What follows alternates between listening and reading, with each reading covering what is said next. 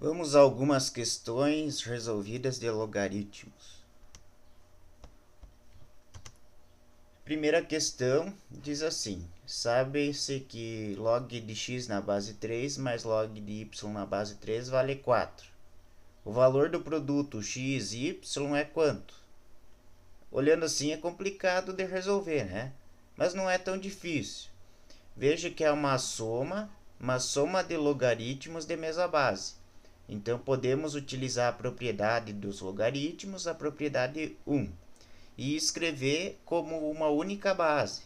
Então, quando está separado em soma, juntamos no logaritmando os logaritmandos como uma multiplicação. Então, utilizando a propriedade 1 vai ficar desse jeito. E daí, pela definição, fica fácil resolver, porque daí pega a base, eleva na resposta, que é 4, vai ficar 3 elevado à quarta igual a xy. Xy é o produto, ó, x vezes y. Então, basta só resolver o 3 elevado na quarta, que nesse caso é 81. Então, letra I é a resposta. Questão bem tranquila.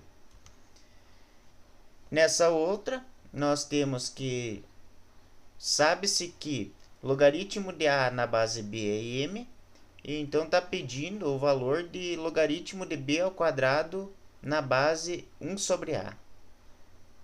Ela é meio complexa, mas se a gente vai resolver, não é tão difícil assim, tá? Ela assusta de início, mas se pegar mesmo e botar mãos à obra, não é tão complicado. Primeiro, então, a gente usa a definição para resolver esse aqui, né? A gente vai eliminar esse logaritmo. Então, pega o b, eleva ao m igual a a. Então, resolvendo o logaritmo pela definição, nós vamos chegar a isso aqui. Vemos que o a vale b elevado a m. Então, esse b elevado a m nós vamos trocar no lugar do a da outra expressão. Trocando o a aqui da outra expressão, vai ficar 1 sobre b elevado a m. E vai ficar tudo com um b. Some aquele a. Sumindo aquele a, vai ficar fácil de resolver. Daí a gente pega e resolve essa expressão, resolve esse logaritmo pela definição. E daí a gente iguala esse logaritmo a um k, ou um r de resposta, ou um x, tanto faz a variável. E faz pela definição. B na menos m elevado a k igual a b elevado ao quadrado. Faz a definição de logaritmo. Como as bases ficarem iguais, isso aqui é uma equação exponencial, né? Bases iguais, corta essas bases. E expoente elevado a um expoente entre parênteses, multiplica isso. Então vai ficar menos m vezes k, igual ao 2 que estava em cima do b. Agora, basta passar o m para o lado do 2. Então, é menos m, né? Passa menos m para o lado do 2. Fica 2 dividido por menos m. Que também pode aparecer como menos 2 sobre m. Que é o que aparece aqui na resposta da B. Então, o que a gente utilizou nessa questão foi somente a ideia de definição de logaritmos. Utilizamos a definição aqui e a definição aqui. Tá? E daí, a partir dessa definição, a gente substituiu no lugar do a aqui. E chegamos numa equação exponencial na qual podemos cortar os b's, né? Cortando os b's, trabalhamos com os expoentes. Essa aqui, ela é difícil sim de cara, mas utilizando mudança de base, nós vamos ver que ela vai ser bem fácil. Logaritmo de 6 na base 24, tá? É para calcular. E nós temos aqui que logaritmo de 6 na base 27 vale x, logaritmo de 4 na base 27 vale y. Veja que os valores dados estão em base 27, enquanto o que se pede para calcular está na base 24. Então, a ideia é transformar esse logaritmo, fazer a mudança de base e deixar tudo isso em base 27. E daí é fácil, né? Mudança de base, a gente escreve logaritmo de 6 na base que a gente quer, dividido por logaritmo de 24 na base que a gente quer. Como a gente quer 27, porque foi dado 27, então colocamos ali log de base 27. Vemos aqui que log de 6 na base 27 vale x. Ó. Então, aqui a gente já sabe que vale x. Mas log de 24 na base 27, nós não temos. Nós temos log de 4 na base 27. Mas o 24, a gente sabe que é 6 vezes 4. 6 vezes 4, ó, o 6 vai se transformar em logaritmo de 6. O 4 em logaritmo de 4, que é os valores que a gente tem. Então, a gente abre esse logaritmo pela propriedade de um dos logaritmos. Ó, tem um produto no logaritmando. Nós abrimos como soma de logaritmos. Daí vai ficar assim, logaritmo de 6 na base 27, dividido por logaritmo de 6 na base 27, mais logaritmo de 4 na base 27. Isso aqui vale x, então o numerador vai ser x. Aqui no denominador a gente troca logaritmo de 6 por x, logaritmo de 4 por y. Então vai chegar a essa expressão, x dividido por x mais y. Então, letra C. Questão bem interessante e bem legal de se trabalhar. Aqui uma situação problema, tá? Então, uma situação problema, onde mostra que os ruídos, tudo que é ruído, né? Ele é medido em bels, ou decibéis, também conhecido aqui no Brasil. Tá? O bel é utilizado nessa fórmula aqui. R, que é a medida do ruído, vai ser igual a 12 mais logaritmo de I na base 10. Quem que é esse I? I é a intensidade sonora medido em W por metros quadrados. Watts por metros quadrados, acho que é. Então, o que nós vamos fazer aqui? Diz que com 80 decibéis de ruído, nós já temos o nosso ouvido começa a ter problema, né? Já vai começar a ser nocivo ao nosso ouvido. E diz aqui que uma intensidade sonora maior que 10 elevado a menos 4 W por metro quadrado, será que essa intensidade, maior que essa intensidade, é nociva ou não ao nosso ouvido? Então, nós temos que fazer a conta, ver quantos decibéis isso vai gerar. E daí a gente vai ver, se for mais de 80 decibéis, é nocivo. Se for menos de 80 decibéis, não é nocivo. Né? Então, vamos ver aqui. Isso aqui é intensidade. Então, nós vamos ter que pegar a lei e substituir no I, de intensidade. Então, vai ficar R igual a 12 mais log de 10 na base 10. E esse 10 aqui é elevado a menos 4. Utilizamos a propriedade 13 e passamos esse 4 para frente do logaritmo. Ele vai passar multiplicando, vai ficar assim, ó, menos 4 vezes log de 10 na base 10. Log de 10 na base 10 é 1, então menos 4 vezes 1 vai dar menos 4. Então vai ficar 10 menos 4. Então R vai ser igual a 8. 8 o quê? 8 decibéis? Não. Essa fórmula, essa expressão está em bels, que é 1/8 do...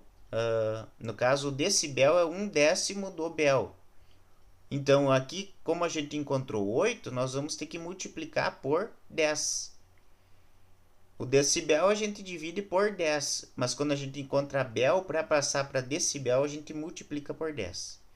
Então, 8 vezes 10 vai dar 80 decibéis, ou seja, passou dessa intensidade, maior que essa intensidade, o ruído vai ser nocivo ao corpo humano. Então, essa expressão aqui é uma expressão verdadeira. Então, sim, passou de 10 elevado a menos 4, vai ser nocivo ao corpo humano, ao ouvido humano, pois vai produzir um ruído de mais de 80 decibéis. Aqui temos uma outra questão que envolve o álcool no sangue de um motorista, né? Que diz que ele chegou ao nível de 2 gramas por litro. Aqui interessante que está tratando de um caso de álcool, né? Então sugiro que ninguém utilize o álcool, não é adequado para ninguém, tá? Então o consumo alcoólico não é adequado para ninguém, só para relatar isso. Mas aqui é um exemplo que trata sobre isso, né? É um probleminha de outro problema, né? Porque que álcool no sangue é um problema, tá? causa muitas coisas ruins. Tá?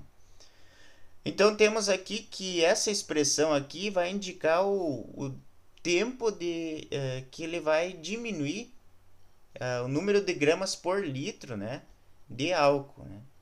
Então NDT é o número de gramas por litro e o T é o tempo medido em horas.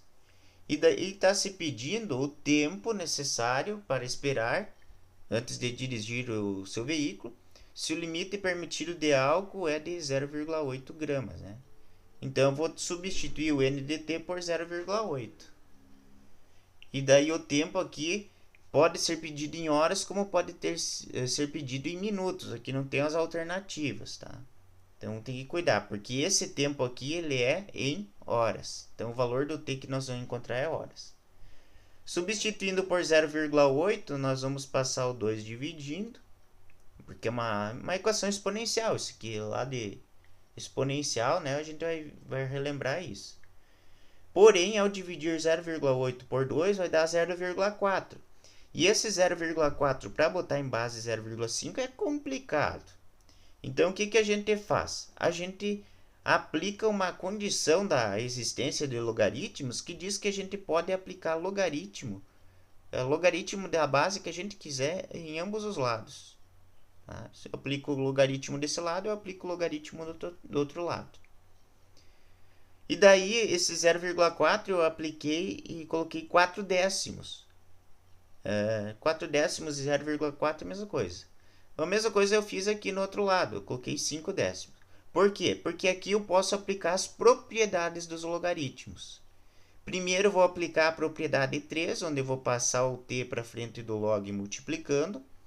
Depois eu vou aplicar a propriedade 2, que diz que divisão de logaritmos, de logaritmando, a gente abre em subtração de logaritmos. Então era uma divisão aqui de 4 por 10. Então nós vamos escrever logaritmo de 4 dividido por logaritmo de 10. E no outro lado faz a mesma coisa, logaritmo de 5 menos logaritmo de 10.